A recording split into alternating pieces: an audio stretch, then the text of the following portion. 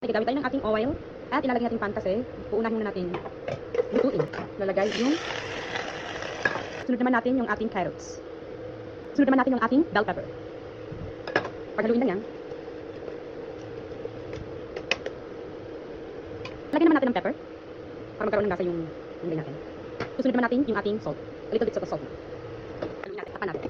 Okay? Hintayin muna natin siyang paluto ng konti. Half cook only. So after natin takpan, buksan na natin siya. Haluin natin ng konti. Para pag kinagat mo yung mga gulay ay crispy siya. Crunchy ba? Okay? I think it's good now. So hainin na natin siya. Malinis sa plato. Okay. So tapos na yung ating gulay. So now ay nagpapainit na tayo ng pan para mag-isa na tayo ng ating karne para sa ating sotanghon. Maglagay lamang tayo ng konting oil lang.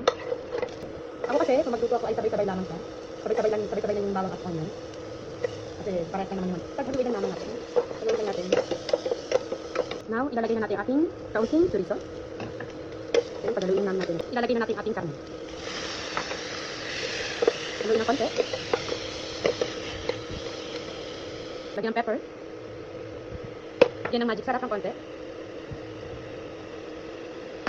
Lagyan natin ng oyster sauce. Lagyan natin ng konting soy sauce. Okay. You can see good now.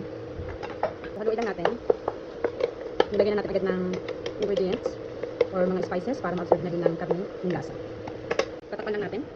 Wait natin maluto yung karne. Buksan na natin siya. So, lagyan natin siya ng tubig. Kumukulo na siya. So, lalagyan natin siya ng kalahating chicken cubes para mas malasa. Kumukulo siya. Lalagyan natin yung ating sotanghon.